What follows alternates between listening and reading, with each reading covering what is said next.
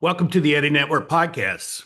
I'm your host, Ed Breniger, and my guest today is Eddie Harran, young man from Australia, but with roots around the world. And you will find this an amazing conversation. We we have no introduction. We just were into it, and it's very, very, very deep and affirming. And you learn a lot about Eddie.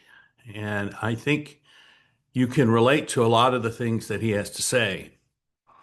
And so I hope you will find this episode of the Eddie Network podcast very enlightening, encouraging, inspiring, and maybe it will lead you to say, I can do things that maybe I never thought I could. So thank you for watching. Please hit the like button, subscribe to both the YouTube and the Substack versions of the podcast. And here we are, Eddie and Ed. As they say, two Eds are better than one. Hello, Ed. Eddie, how are you? It's always nice to say hello to another Ed. We're kind of are we a rare breed as a name? Not as much as we used to be. Right. Are, You, are you are you Edward or Eddie, like your full name? I'm Edwin. You're Edwin. Oh, I'm Edward. Yeah. Hmm. Most of the Eddies or Eds that I meet are Edwards. Edward. Okay. Okay. Um, yeah, it's my grandfather's name. So my father's father's name. So I'm the third. I'm the third. Okay, I'm the second. I'm the second. And I My would like well, to say two Eds are better than one. oh, snap, snap, snap, snap. Love it, love it. Yeah, Yeah. I'm the namesake of my great grandfather, Edward Harran. So It goes back a ways. yeah, it goes back a way. Yeah. Can I just share something that well is interesting to both of us, but maybe the viewers might find this interesting, like Yeah. the unique dynamic of having like two faces to one's name, so Edward and Eddie. Because Edward evokes often like a regal Hmm. kind of uh, almost like a powerful energy for me, and yet Eddie and Ed has a like a more of a playful energy for me. So it's I like my name for that reason because it has two dynamics to it, and it really I think in really subtle ways, um, yeah, it gives me that kind of Batman, Clark, Batman's, Yeah. So like a they two-faced. when did they first start calling you Eddie? From birth? Yeah, yeah, yeah. And I think my close friends call me Ed. Um, Uh-huh. but I never introduced myself as Ed. Yeah. Yeah, it doesn't sort of feel right, but everyone calls me Ed. In a more professional environment, is that what it is? No, no, more in It's a the, like, it's the I opposite. guess it's more if you if you've known me a long time, um, you get to call me Ed. Yeah, it's more familiar. Yeah, in that sense of Yeah. being closer. See, I never was Eddie. I was always either Edwin or Ed, Mm. and my family still calls me Edwin. My cousins and my aunts and but then I became the Eddie when I was living in Jackson Hole, Wyoming, and I would go to this one restaurant and sit at the bar and eat dinner and 2 or 3 nights a week. And it was my home away from home.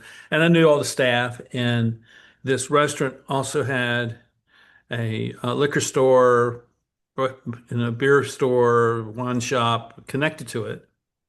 And this is one one restaurant among about eight within a restaurant group, and all the alcohol purchases and stuff was done out of this location. And so the fellow that managed all of that at the time would bring me different liqueurs to try when I was there, you know. And if he's going to bring me that, I would buy the bottle, of the liqueur, like an Amaro or something like that. And because I didn't want him to stop doing that because it was he was doing that as a sign of respect to me. And Mm. and so I'm playing around at home, trying different mixtures, and I come up with this mixture of an American bourbon with Amaro, Nonino, and cardamom bitters. And I thought, well, this is quite good. So I go to his nickname is Bone Crusher. I go to Bone Crusher and say, "Hey, I want you to try this, and I think you'll like it." And this is like summer, like this is August or something like that. And then um, I don't hear anything more from him. And then in December, I come in one night and they said, "Well, you need to be here tomorrow night." I say, "Why?" He says, "We can't tell you, but you need to be here." And so he created the Eddie cocktail, and he added rye to it. So it's rye and bourbon and Amaro and cardamom bitters, and it went on the menu, and it was on the menu for a couple Wow. of years. Wow. What an honor. What an And so honor. yes, and so I have been using the Eddie moniker ever since for things. Wow. Wow. So Love that. I have the Eddie network, and I can tell that story about Bone Crusher as being a part of my network, and this is kind of a way of expressing gratitude to him. Beautiful. Beautiful. And honoring. Oh, I love that. Love that. Oh, well, what an interesting way to start off our conversation. The theme of honoring the sacred way one's name as a signal affects your life. Yes, Mm. and Yeah. particularly if your name is unique, Yeah. like Yeah. Eddie is unique, and Edward is unique, and Edwin and Ed are unique. There are not really that many of us out there. Yeah, it's a known name, but not necessarily um yeah, widely known. I remember actually I went to a conference, like a leadership conference, and I remember through the process, like whilst I was in my integrative energy, I was like, oh, my archetype is now King Edward, you know? Because King Edward has that history, right? It's Yeah, one of the names that we know with kings. And so that was kind of cool to go, oh, King Edward, man, boom. And I remember going to gym, like I was part of a gym community, and they were like, how's the conference? What happened? I got a new archetype nickname, King Edward. And everyone laughed. And, yeah, you that's neat. know, I love that that. was good. Yeah. And Um, and one of the things that I think comes with the name is the expectation to live up to the name. yes. Yes. Yes. So when I was 12 years old, my mother's mother, my grandmother, I was a pretty independent, wild kid. Not bad, not a bad kid, but just kind of wild. Did all kinds of stuff. And my grandmother, when I was 12, took me aside and said, "You may do anything you want, but do not bring shame to the family name." Mm. And that's guarded me from a lot of things that I could probably have done over the course of my lifetime. Yeah, wow. But Wow. it also liberated me to go pursue things that I would never have done if I if she had said, "You just need to stay in your lane and know your place." And she didn't say that, which is kind of remarkable. So in her saying that, it was a kind of invocation to honor and Yes. protect legacy. Yes. And Yeah. it's a very big thing in our family. Yeah, wow, I love that. And my oldest son and I share that sense of re remembering and honoring and understanding the family history. Yeah. And my father used to, laughingly say, "Well, you're just practicing ancestry worship." I Mm. said, "Yeah, that's really true." That Well, it's a lost sort of praxis or art form in our world, Yeah, like and in our Western world, right? right, And that has been a vital part of civilizations across time. right. And many Asian cultures still embed that. I'm half Japanese, so Good. ancestry um kind of honoring is much more embedded, whereas Mhm. sort of in here in Australia, sort of anglicized Judo-Christian, like Western, it I sometimes like the hyper individualism um centric consciousness is just so prevalent. Like we don't Yes. even, and I don't have a nuclear family myself. Like I'm not married, I'm single. And so when you're an individual and you're often in an individual kind of self where I'm in probably at my deepest nature more collective, Yeah. like wanting to participate in ancestral dialogue and loving networks, the fact that I attracted to say yes to you and come on your podcast and that kind of thing. Like I've always, by design, been a kind of networked participatory being. Um, oh, where was I going with that? I'm not sure. Well, we were talking about nuclear family um, and honoring those that went before us. Yeah. And I was about to say that, well, if you ever find yourself living here in the U.S., you can join my nuclear family and be a part of our, Oh, thank you, Ed. Thank you, Ed. because I think that's what has in the past, that's how communities formed. Right. You would have maybe three or four generations living under one roof, and then they'd Yeah. still bring in other people from the community who did not have a place. And, they would come for, special occasions like Thanksgiving or Christmas or something where they felt a part of that family. May I share something on that exact topic? Sure. Um, so yeah, as a single guy, one of my mm, how do I call it? Like social roles I find myself in is, for lack of a better word, like the sacred uncle kind of archetype, Mhm. um, where I have a lot of like brotherly relationships, people from my school and from uni, and they'll often like invite me into their family dynamic, Yeah. invite me over to Christmas and that kind of thing. And I was recently living with a friend of mine and his wife and his three kids. Um, and yeah, it's like the sacred uncle role is not explicitly said, you know? Um, But so it's understood. it's understood. And how do I say it? I mean, this is very much real-time sensing. It's very like quietly, ah, when someone invites you to their family gatherings, Mhm. like when they have their family gatherings, they invite me, you know? I'm like so honored. I can see that. But it's also like,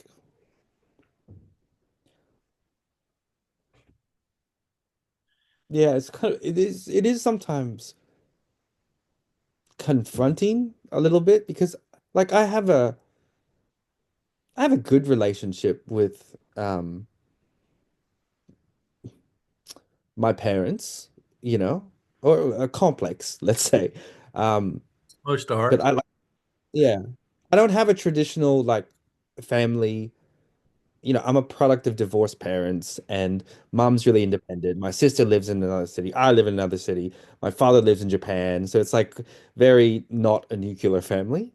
Um, and so, yeah, when I get invited into nuclear family structures with people who have like a solid unit, it's it it provokes for me both gratitude and grief, Hmm. Yes. you know. Like I like my life because it's non-linear and I wouldn't have it any other way because that's my legacy. That's how I was designed. And there's a quiet grief almost. We could even call it the grief of being a single person. Hmm. Um, but at the same time, I'm honored that I get invited into people's nuclear family systems because I think I underestimate or I don't recognize how often rare that is. Like it's an honor, isn't it? Like Yes, it is. And yeah. I understand what you're describing maybe more than you might realize. My wife and I separated in 2012 and moved towards divorce, and so I've been single ever since. And it's one thing to be single at your age, because there's always the anticipation that something will come about and there'll be that person that shows up and you make a life together. You're still creating the life that you're going to have for 80 or 90 years.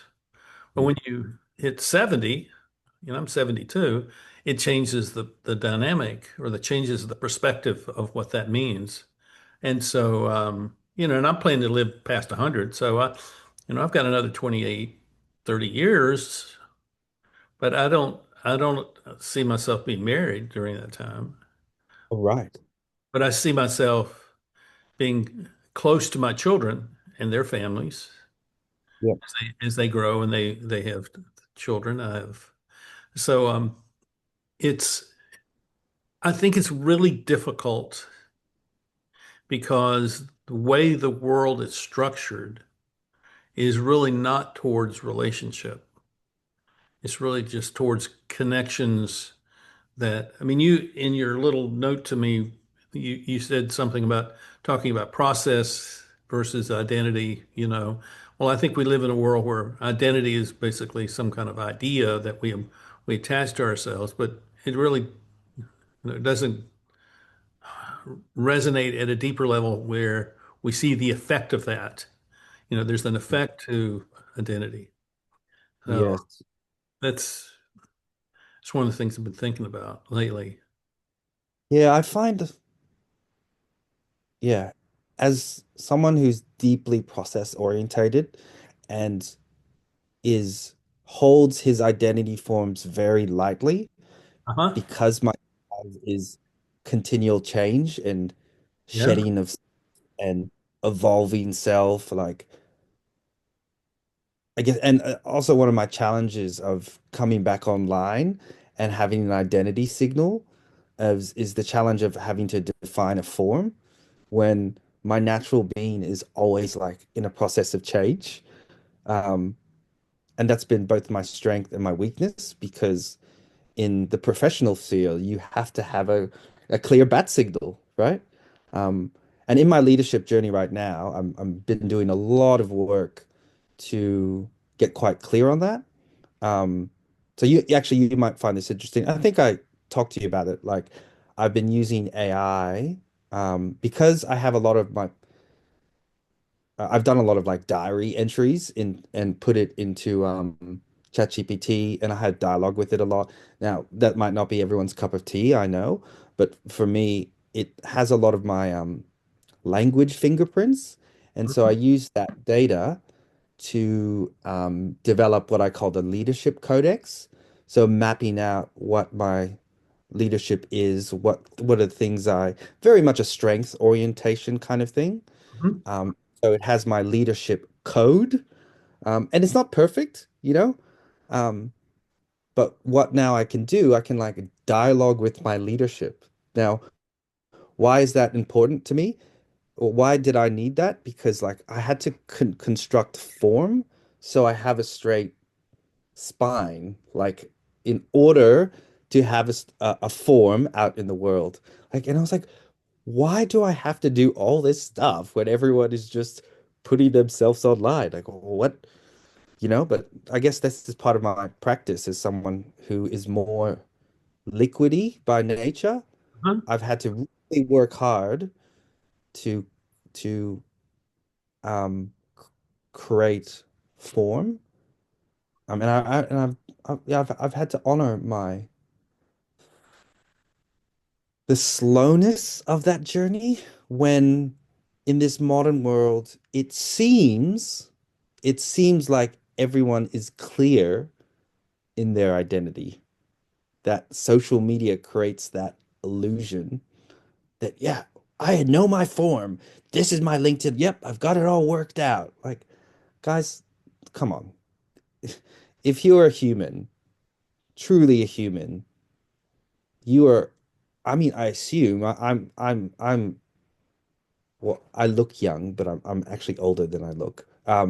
But if you're a true adult, isn't one always evolving and holding one's identity lightly and like, Well, you would think so. it's, you think so, right? Like, you Well, know, what I see is that a lot of the language of self-development and innovation that's bring is really just kind of reconfirming what people already know.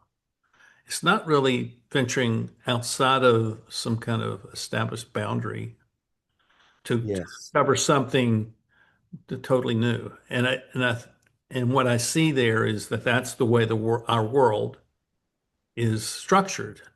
So you go work in a corporate environment and you do your job in the corporate environment and you don't really have the opportunity to venture outside of that role. right. But Yeah.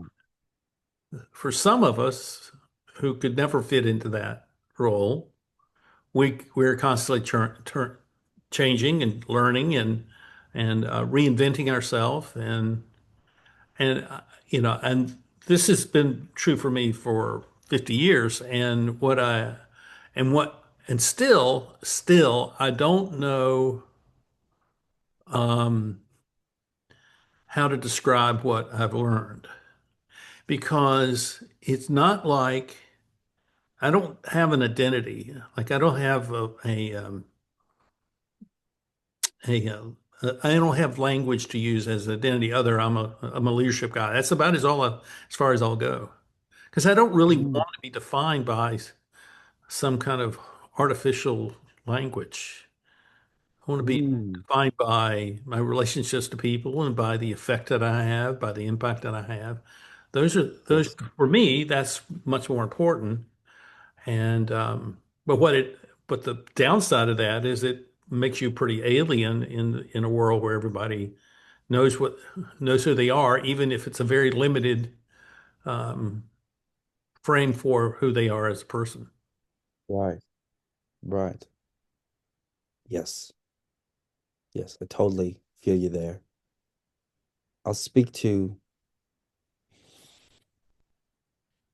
yeah, I'm part of how would I describe it?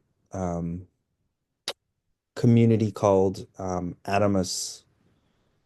Animus Valley Institute. They're based in Colorado, and they're kind of like a nature mystic school. But the founder, Bill Plotkin, has some of the most rigorous psycho spiritual, like almost human development models, and they've really informed how I navigate my um, psyche's unfolding. And one of the things he talks about is his in his definitions, um, he often defines it that true first adulthood is when you have a delivery system for your soul. And soul is very specific in his definition.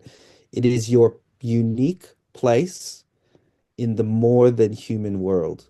So it's where you know your ecological role in the world. I like Yeah. that. Yeah. So Yeah. it's deeper than words. It's like you know your place in the ecosystem. And it often arises not through clear language, but in myth or dream, you know? And so um I had my first revelation of my ecological niche, he calls it. He uses the term niche in 2019. But I'd been reading his books for about 10 years before that because I went on a retreat with him. And he often talks about when you have the encounter, that's not when the revelation happens. It's actually the beginning. Hmm. It's the start of the journey, not the ending. So my leadership journey since around that time, and I'm still in it, has been learning to embody and live that ecological niche that I'm in.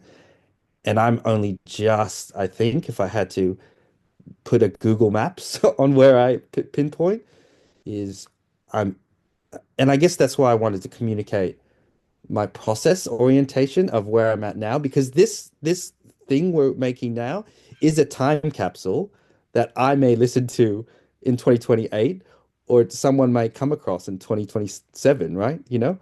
Right. Um, and so, yeah, my journey right now is I'm just really after a long time of still being in the metamorphosis, like he uses like caterpillar and butterfly metaphors a lot. You know, I was in the metamorphosis melting, and Yeah. my caterpillar wings are like just, you know, like they're coming out, right? They're like, it's Yeah. like getting to the fly, and it's like the caterpillar just wants to get on with it, you know? But it's my wings are getting stronger slowly, you know? Even Yeah. something like this is an example. I am showing up like if I were to self-monitor my voice and how I'm showing up to you, like I feel solid. I feel like I'm speaking my truth with clarity. I'm not unsure of myself. I'm not doubting my words. Whereas before I'd be like, ooh, I used to have a bit of false humility where it was actually just, Here. yeah, like, come on, Eddie. Like tap Or, into your, yeah. Fear of being what? seen. Yeah.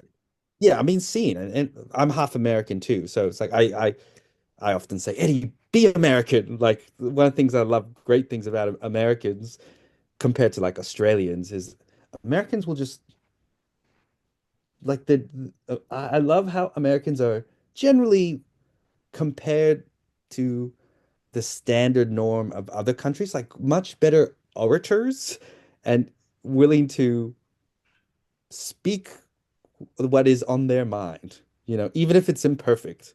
I mean, this is a that's these are very broad brushstrokes, I know, Yeah. but that's what I often take as a half American who doesn't live in America. Like that is what I evoke as my American spirit.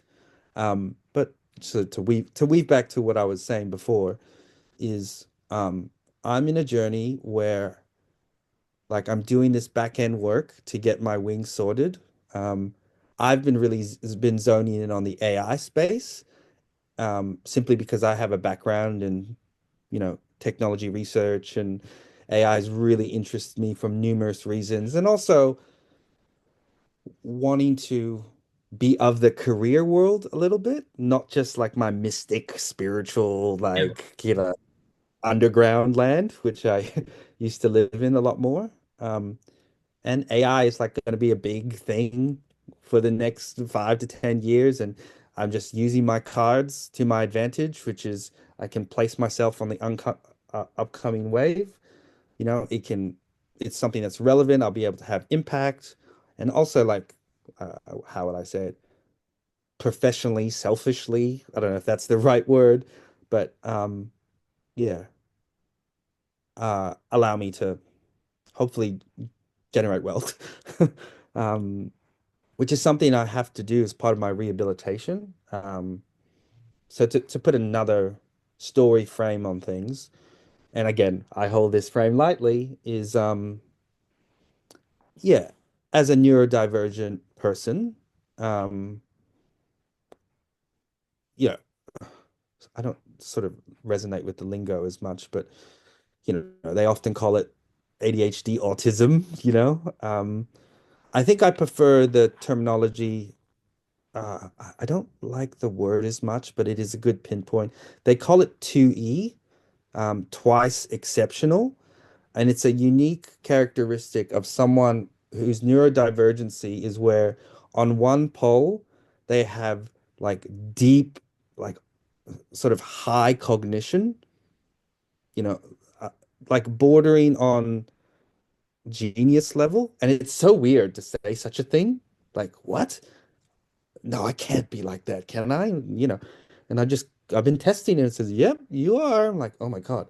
But then on the other hand, having profound, like just genuine psychosocial disability, where sometimes I can't get out of bed for a week, you know? Hmm. Like, and that profoundly affected my career, my financial earning capacity, my work life, like so many things. I've had to work at supermarkets because I couldn't work. I've had to go to hospitals and doctors and blah blah blah blah blah, and all the things.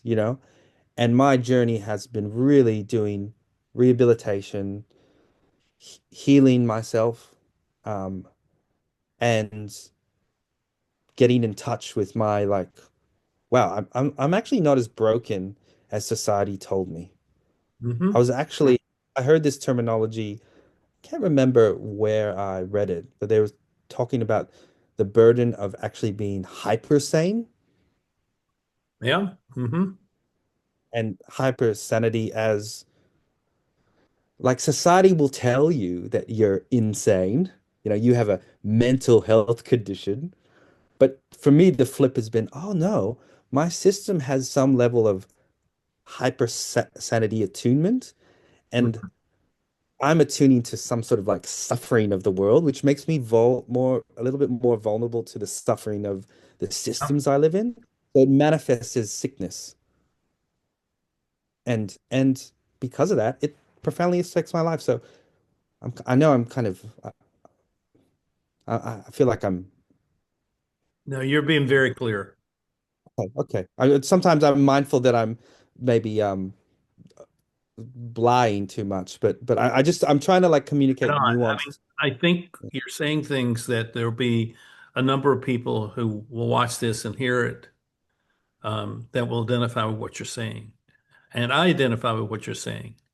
I've never been tested, but it's clear to me that I don't fall in any scale of normalcy. Yeah. And Yeah. because I see things that other people can't see. Yeah. And why do I see those? I don't know, but I see it. Yeah. And the trick for me was, how do I not overreact to what I see? And just, okay, I'm going to take this in. I'm just going to kind of hold on to it and see where this goes. And Mhm. I think, if I may say it this way, I think that what you have experienced, what many other people that I know have experienced, is more normal than the systems that we live with are willing to acknowledge. There have always been people who were extraordinarily bright, extraordinarily articulate, but also had vulnerabilities about their lives that um, tended to compromise those strengths. And they didn't have people to help them through that. And so they were looked at by, in their social circles or by their families. Well, he's the strange one, or he's, we, we love him, but he's not the one who, whatever that may be. Yeah. I think that's changing because Yes. I think and it's necessary because the gifts that you bring, those gifts, those two excellencies, that you bring to just your life, can have an indelible impact upon the world and upon the people that you meet. And And that, and and one of my delivery systems alongside a close collaborator of mine, is somehow finding patterns in my lived experience and this larger phenomenon within of 2E people. Now, that term aside, like Right. folk like me who are out there, and I know off the top of my head like 4 or 5 people who are so freaking brilliant, right? But have profound like systemic inequality Mm-hmm. that they suffer in silence, Mm-hmm. and I get to hear about it. But yeah, I can't describe the,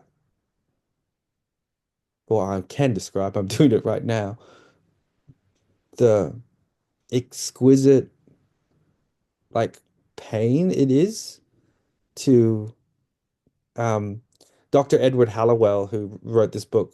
He's kind of known as the godfather of ADHD. He coined the term, I believe, in the early days, but he actually doesn't like the acronym anymore, Mm-hmm. but it's become the thing.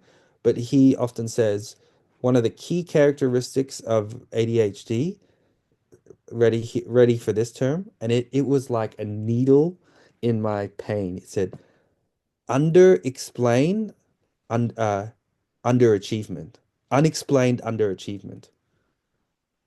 Hmm. And it's this gap between being profoundly gifted, right? But having once upon a time, having these like invisible, like blind spot of not knowing why that can't be manifested in the world. And it's taken me such a long time to really understand my architecture on a like really nuanced level in order to move through that. Whereas a lot of my years, like, Eddie, you're so brilliant. Eddie, you're so smart. Like, hey, Mr. CEO would come to me, Eddie, you're so brilliant. Why aren't you doing this? You know, networking with like global leaders and blah, blah, blah. And it's very confusing to have sometimes doors open to me to very like successful people. And yet here I was working at a supermarket. And the dissonance was like, what is going on? I don't understand what is happening. What am I not seeing? And over a long, slow period of many, many years, slowly, slowly, slowly, slowly, it's like, I know my topography. I know the very specific details of my neurodivergent stuff. And then it's been easier. And the zeitgeist has changed, right? Neurodivergent Yes. inclusive is much more open. So I'm grateful to live at this moment in time. But it wasn't a moment in time for 15 years. Yeah. I had this, I think I learned once from this social entrepreneur I met. Um, she runs the Center of Social Innovation in Canada. Her name's Tonya Sermon. And I was at a retreat with her in Bali. And she just said this one word. She said, what is your compassionate rage? Mm-hmm. Is Yeah. your compassion? Ooh, that's I like that. I don't It know, it is. always stuck with me. And I think if I could def my current iteration of what my compassionate rage is like systemic injustice, but um systems that are broken that trickle down the burden of the brokenness onto people's shoulders where they believe it's their fault. Yeah. And they're like, having experienced that, like And then, I have a profound sense of like, fuck you, fuck you, never again, yeah. never again. And I hope to embody this more in time. I will always fight for human dignity. Yeah.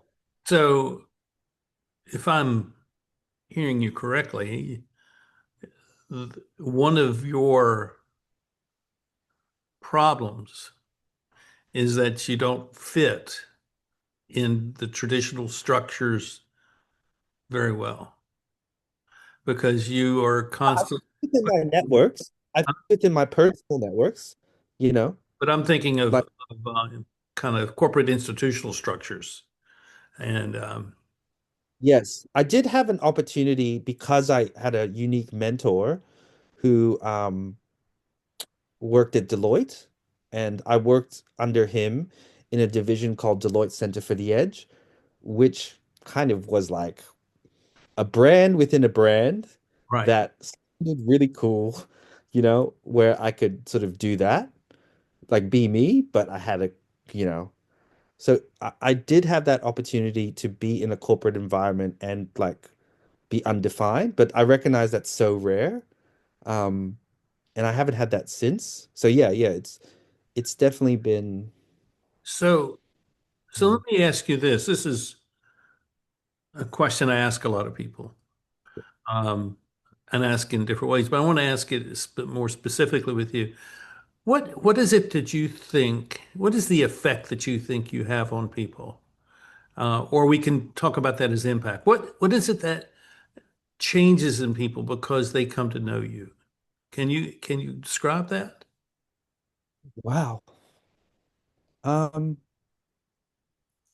Let me add one more piece to that. I'm asking that question because I think particularly people who are neurodivergent or people who find like me who don't fit in any of the any of the structures that exist today, that we have to find something to hold on to which says, this is where I'm going to give my energy and I'm going to give myself to this because I know that I can make this happen and this will make a difference.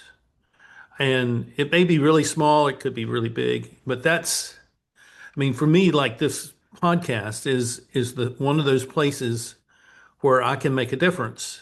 And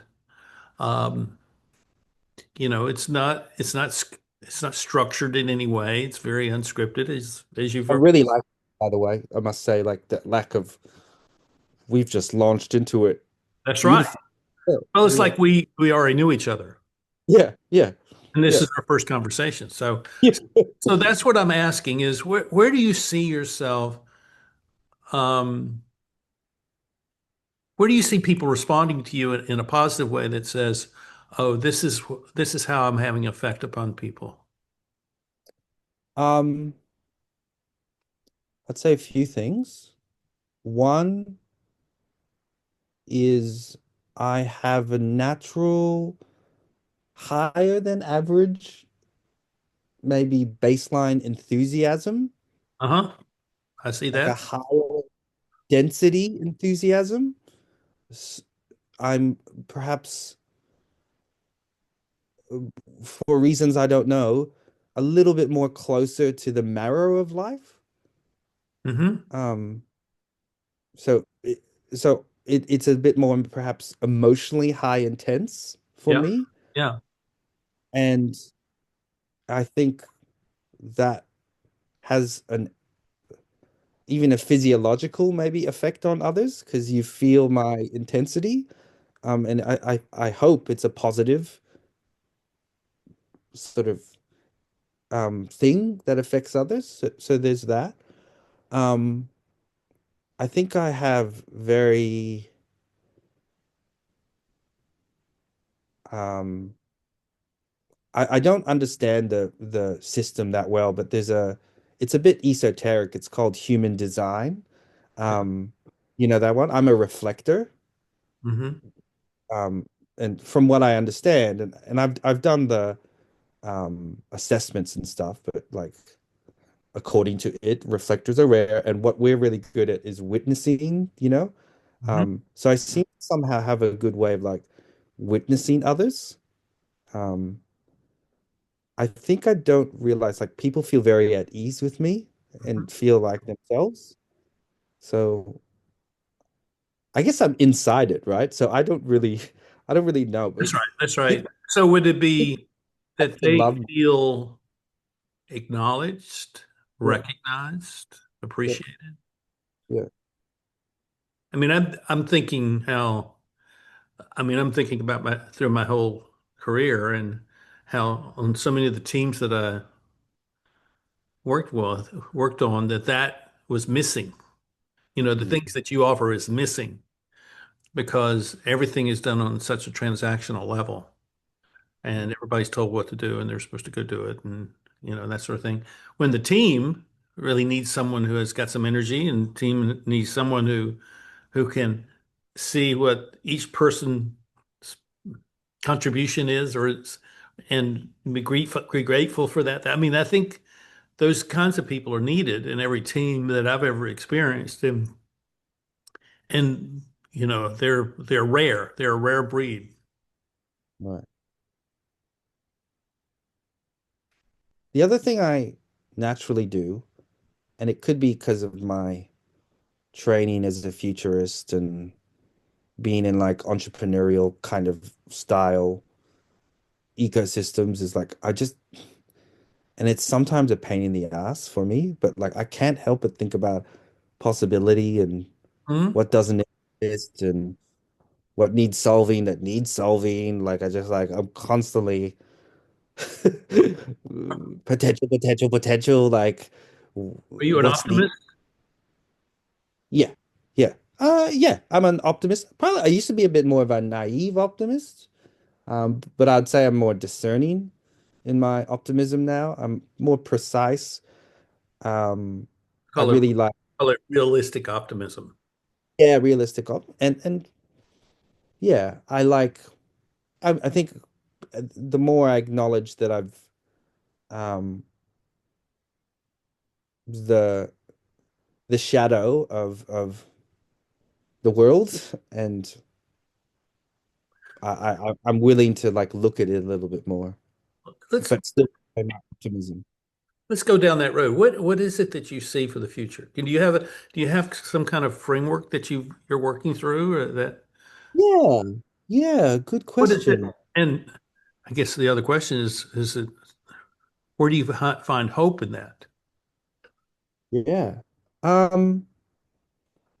What do I see in the future? I guess I have some compasses, mental models that I sit with. So one of them is just a triangle where I have humanity, um, like Earth, and are you familiar with the term technium? Hmm. Technium, yeah, Kevin Kelly.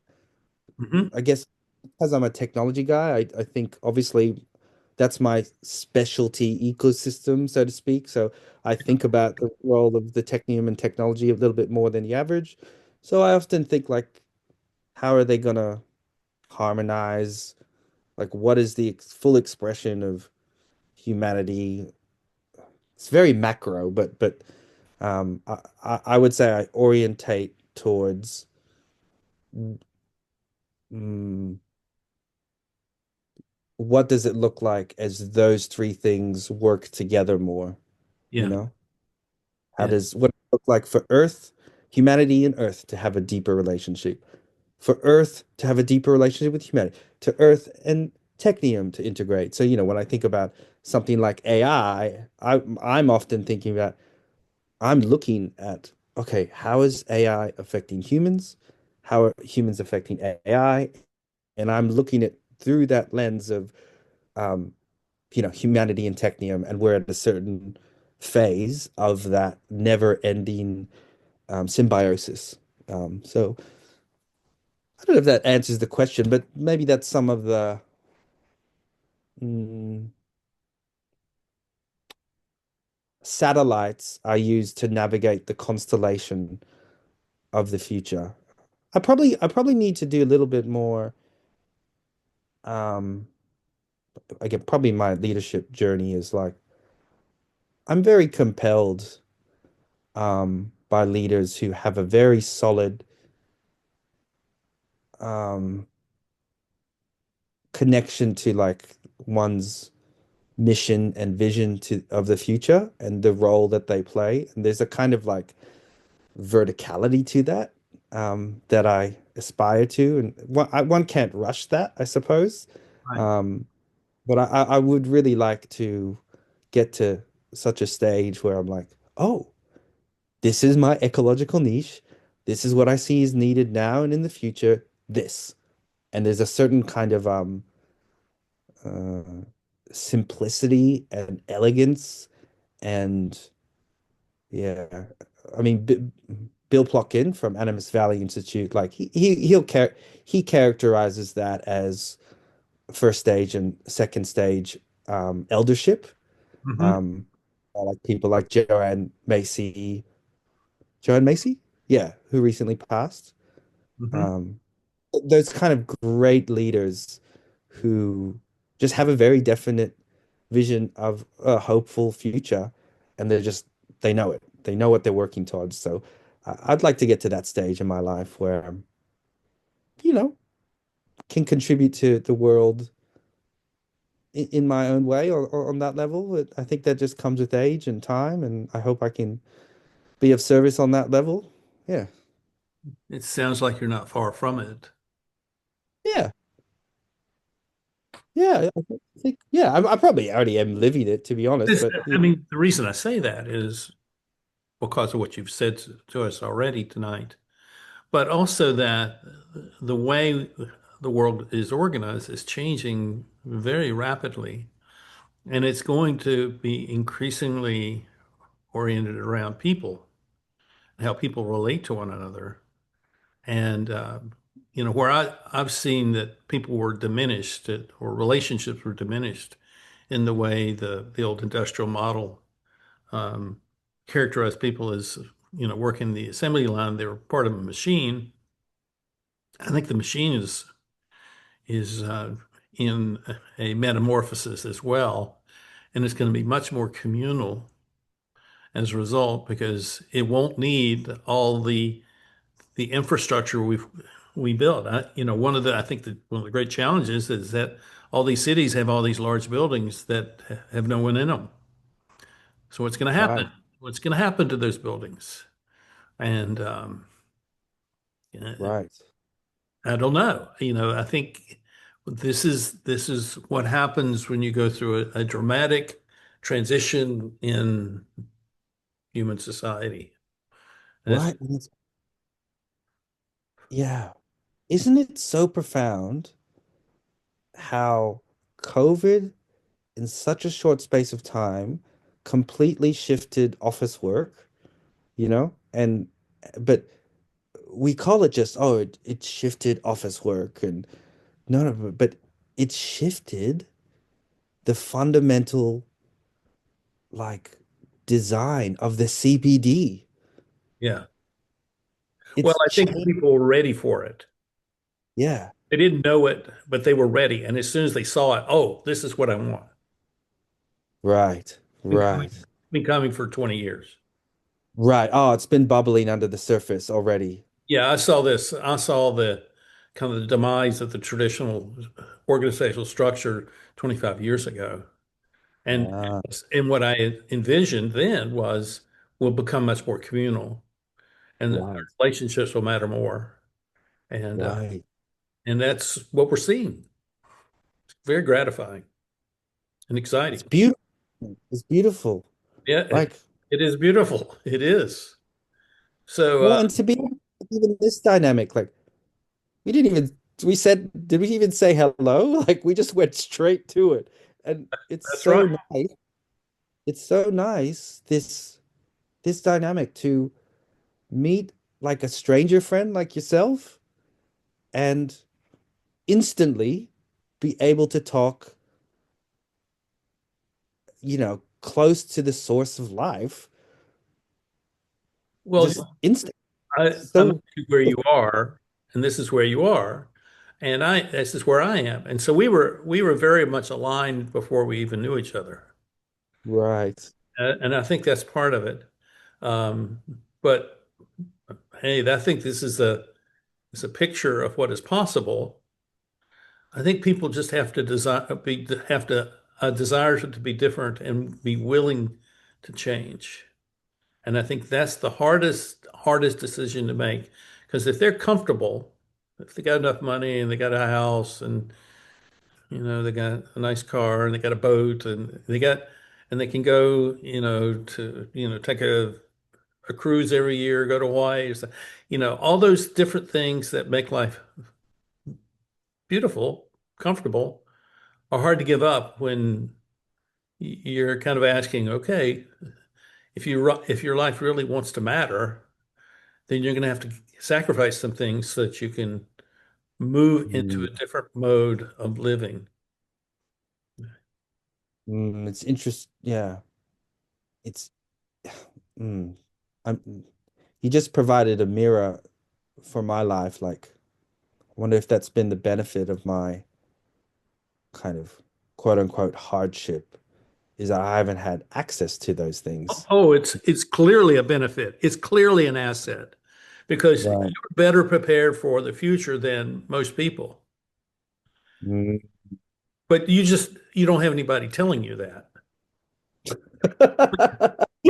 Right. The, because the the societal system is telling me you don't have a house, you don't have this, you don't have the car, you don't have the boat, you don't have the luxury holiday, blah blah blah blah blah blah blah.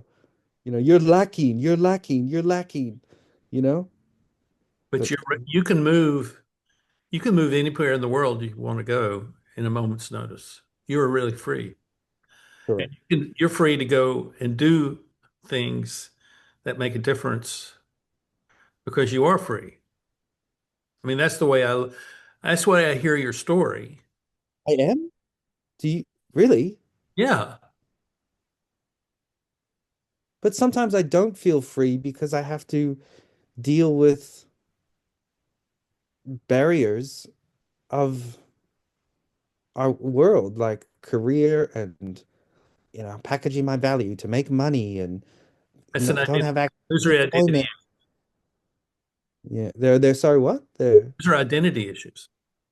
The idea of having a career yeah, yeah, is nonsense. right. I mean, It's I like a counsel, identity. I Yeah, coach people who are in a career transition. yeah. They're in job transitions, and many of them are in their 40s. And it's kind of like that's some kind of demarcation zone when they begin to ask questions about the length of their life and where do I want to be when as I am 72? Where do I want to be when I'm 72 if I'm 42?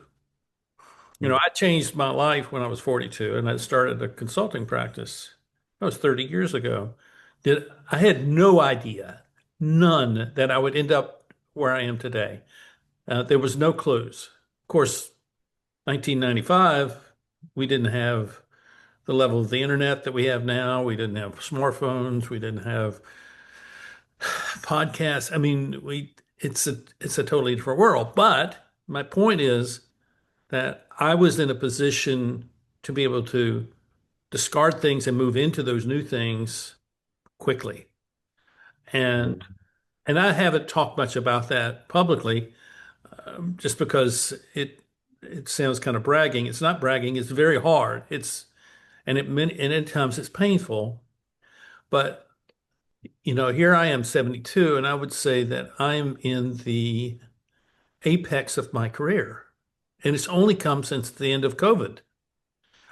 My impact, my effectiveness is greater now than it has been throughout the rest of my life. Mm. As if almost my whole life was in preparation for this moment. Wow. Wow. And I Eh, have, many of the characteristics that you do of not, can move, it's not that it's not that I can't focus and I can't stick to something. It's not that, but I move away from something as soon as it no longer has value or it no longer suits, it has a way of fulfilling my purpose. And when it doesn't, okay, I'm done with that. I'm moving on. Mm. Mm. So um, I would not recommend my life to anyone because I've lived with insecurity for most of it. But at some point, I just ignore it and I keep going, you know. And And and if I may ask you one question, um, and I want to frame this as like, a mid-adult asking for wisdom from an elder. okay, You know, ask away. I don't know, like, how would I, as someone who's 72, in your eldership phase, which is a certain role in the world, that's different to adulthood, I think. Um, I feel indulgent asking this, but Go ahead, it's fine. I don't know, like, what are you witnessing in my leadership journey from what you've heard me talking about, what I've expressed to you? Like, I guess, am I on track? Or Well, such a, what I or would what, say, what's your feedback on my leadership or my journey, or what you've noticed as someone who's talked to many people through your podcast? I guess I'm looking for some sort of question of orientation, because I often don't know how to measure my progress clearly. um, so I'm going to qualify everything I say, meaning I don't only know you, I've only known you for an hour.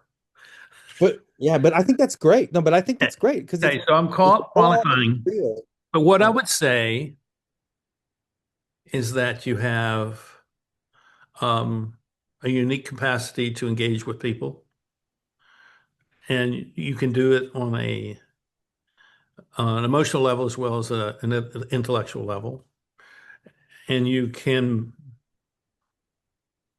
engage with them in such a way that they feel comfortable with you, and so they'll want to hear what you have to say. I think that's one thing. I think the challenges that you've had with your neurodivergency um, is a blessing. It's an asset because it's taught you how to suffer. And I think people who cannot suffer and who've never experienced suffering or who are constantly avoiding suffering are detached from reality because I believe that life is suffering. And I don't mean that in a negative way. I just think that life is hard. It's really hard. And it gets harder when you're on your own. And that suffering um, is not the opposite of happiness. Suffering is the measure of effort to grow and to move forward. And in fact, the whole idea of wanting to be happy is a way of dodging not so much suffering, but dodging accountability for one's life. And so if you're going to do something with your life, you have to accept some pain, you have to accept some suffering, you have to be willing to sacrifice. I think you're willing to. I sense that you have a capacity to sacrifice things that other people might think is really those are great things, but you're willing to let them go because they're not going to add to your life. They're going to become at some point impediments to your life. Um, I would say that the more you can um, develop your picture of the future using that triad, um, that the more people will want to listen to you. And what I would suggest in that is in developing the alignment of those three ideas, um, what you what you need to do is show how this answers the questions that people have. And what are the questions that people have? They're many. There are many questions. But a lot of them go to who I am as a person.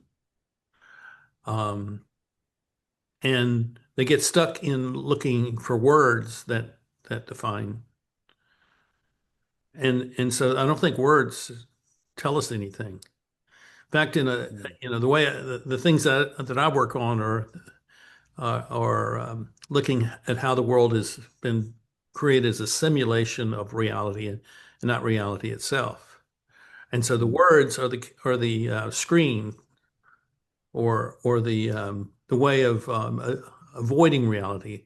And so we use all this language to state, well, I am I'm an AI expert, or I'm this kind of expert, or I'm this kind of thing, or that kind of thing, and all those words are intended to separate the person from the people who they feel like they're not like.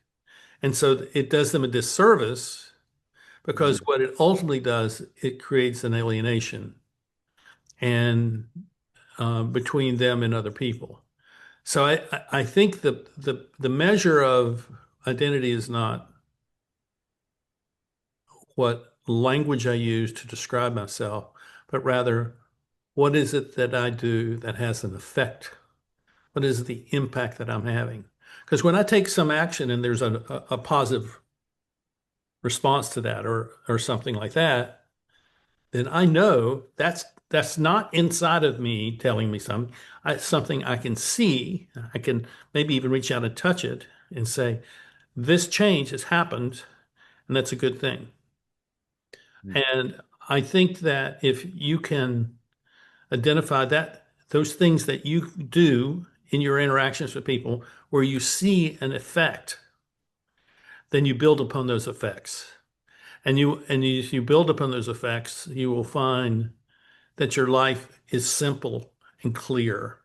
And all these Mm. other things that get thrown at us, all this social media, which asks us to comply with the breaking news of the next 10 minutes or the 10 seconds, whatever it may be, I saw, I've been seeing some, I'm a F1 fan and I see there's one of the F1 YouTube reporters who will put, um, an hour ago, and then there's a thing.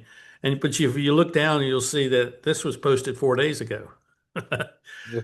So there's this kind of confusion about language that I think, and I sent you something, a couple hours I'll before, have a look at have a look at that afterward. Much appreciated. Yeah. and that's not finished. It'll post the next couple of days. So that's what I'm saying to you. I identify very much with what you're doing. Um, the other thing I would say is watch your money because Yeah. Doing being that. That's this way is hard to become extraordinarily wealthy. Um, why? I think it's because we're not oriented towards money. We're oriented towards people, and we'd yeah. rather. That's my biggest thing I'm working at right now. Um, yeah. It's, So, it's it's been with me for 50 years. So, yeah. um, those are the things I would say to you. Um, and and I'm saying this not just to you, but to everyone that's watching, because Yes, yes, yes. everybody has this problem. The last thing I would say is believe in yourself. Yeah, I'm getting better at that. Getting better You don't, still. and nobody else will. Yeah, I'm getting better. I think a lot of that has been um, an unmasking process um Hmm. where I think I've underestimated just how much to weave that to the compassionate rage, how much I was part of so many systems that made me not trust myself. A psychologist telling me who you are, the doctor saying you have this, psychiatrist saying this, you know, like the effects of being part of um, But a medical system oftentimes, and I'm shedding that where I believe in myself more. what I see is that oftentimes informed opinion is is given in the wrong context. Yeah, I think I understand. Could you just perhaps give Well, me some? it's like let's say you go to someone who's a business coach, and Yeah. you say, "I'd like to." Well, I'll give you an example. When I wrote my first book, where is it? Do I have a copy of it here? Um, that's not there. Called Circle of Impact, Taking Personal Initiative to Ignite Change. I hired a firm to help me produce it. And we're going to create this book, and we're going to create a keynote speaking business for me. And the keynote speaking business never developed. And the book, um, so the question about the book was, who is the marketing avatar? Who is this book for? And they wanted me to write the book for either CEOs or HR people or people in leadership roles.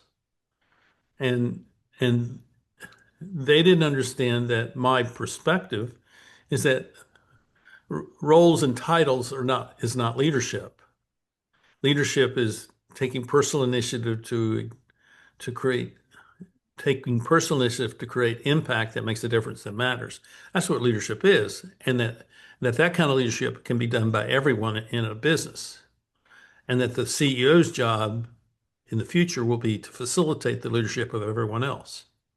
So Love it. the hierarchical pyramid gets turned upside down. So the leadership is at the top, which is the janitors and all the other employees with the CEO at the bottom, providing Oh the my God. resources that they need to lead.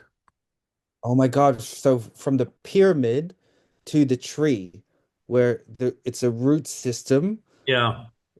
and that's creating the nutritions upwards So, rather than downwards. so in my conversations with him, I said, it's not for anyone specific he says, well, that's the way we market books. I said, well, that's not where we're going to market this book. He said, well, who's this book for? I said, this book is for everyone who is in transition. And they said, well, that's everyone. I said, yeah, it's everyone. And they couldn't wrap their head around that. And I've had people from LinkedIn who've written to me and said they'd like to work with me and I've had some conversations with them and you know these are these are not LinkedIn employees. These are people on LinkedIn who do marketing stuff like that. And I say, well, you realize that the people that I'm focused on are people who are in transition. And they said, well, we don't know how to market to those kinds of people. I said, I know that. So this is another uh, reference point for seeing how the world is changing. Everyone is in transition, and it's becoming even more so as AI um, takes out so many of the white collar workers. So what are they going to do? Where are they going to go find work? They're in transition, and the question is, how are they in transition, and how do they address the issues of transition when they have been in very stable, secure positions for 20 years or 25 years, and those positions are no longer there. So, I think oh, so and it's a, it's it's going to be a monumental social change that no one is prepared for.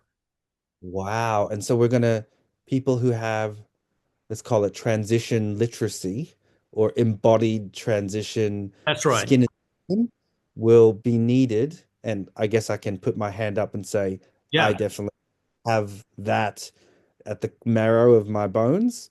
that's right. Perhaps play a role and especially as I develop deeper and deeper AI knowledge, that might be something I can serve the world with, both AI knowledge and the scars of and the beauty of what is required in transition and how long it takes. One has got to be prepared, I think, to be in liminal, like not forever, but I think it's a unique. Well, I'm not sure. I think this liminality is hard, right? I think for people who are younger than you, Yeah. say Gen Zs and millennials, um, and to a certain extent Gen Xers, they need to think about not being in that same place for very long and be prepared to keep moving, keep changing. We're already at a point where the way you advance in corporations is to move to another corporation. There's no Mm. upward mobility. It's vertical with maybe a slight rise in income or position, but that's the way it's going.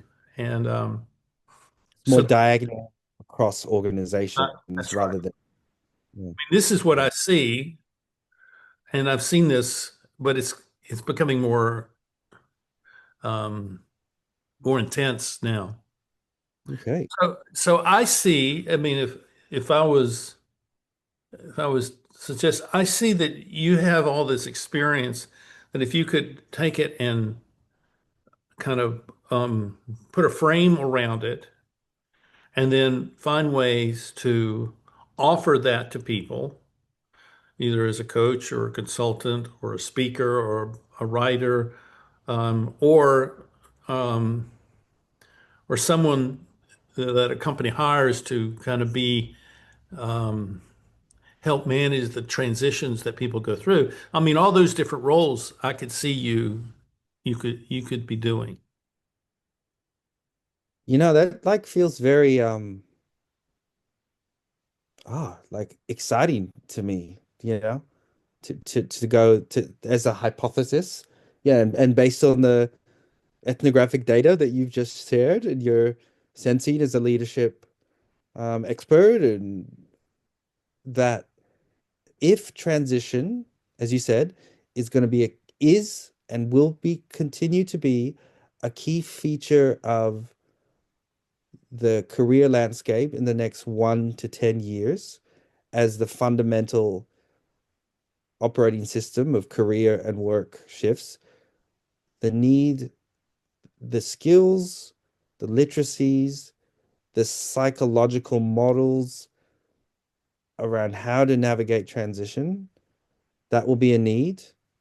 And there's an opportunity for my leadership and my work to offer an authentic, soul earned gift, offer, service, whatever, to serve that need.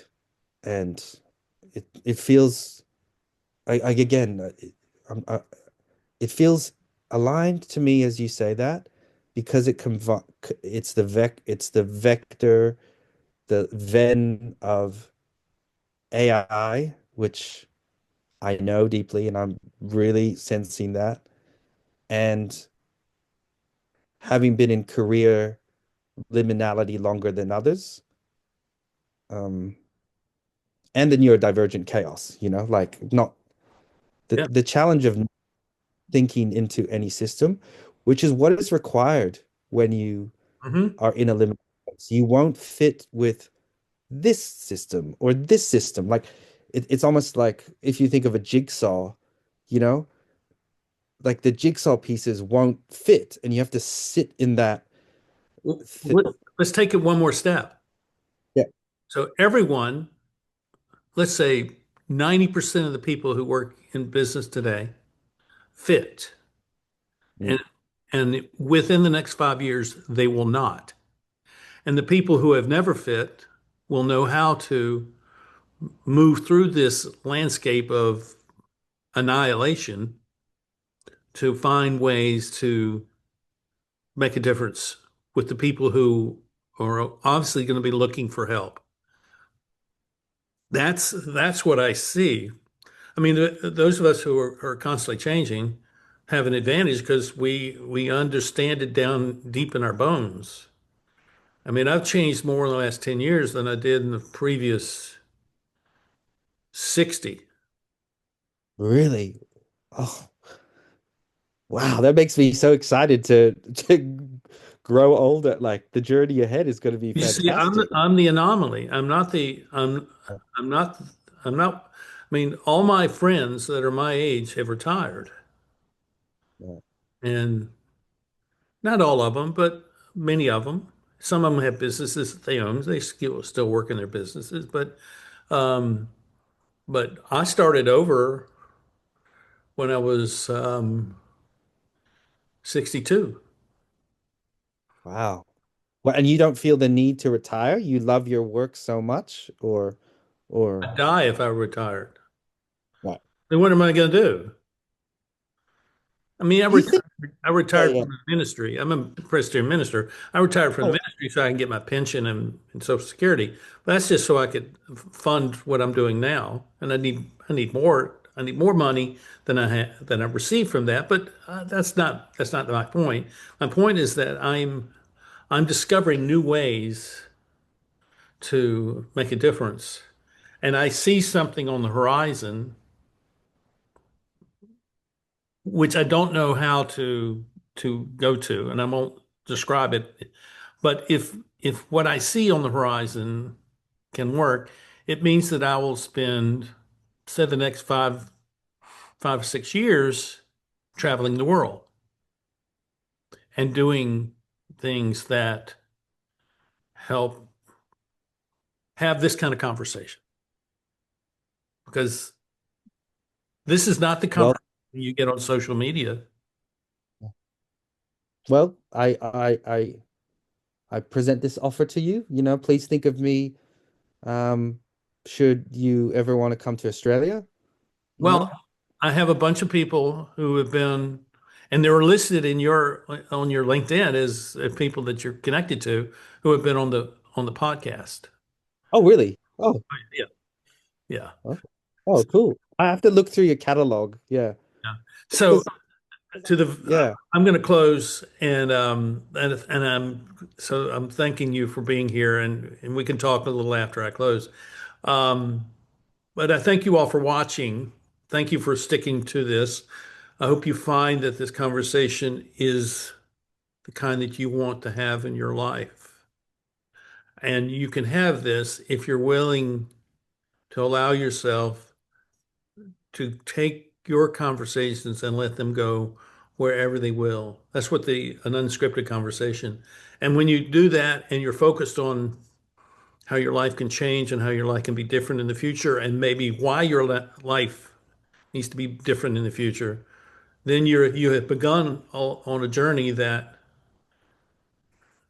Eddie and the Eddie have experienced.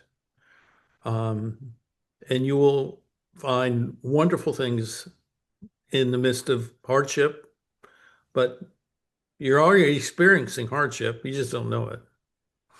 Your hardship is the lack of fulfillment of the very things that make you you.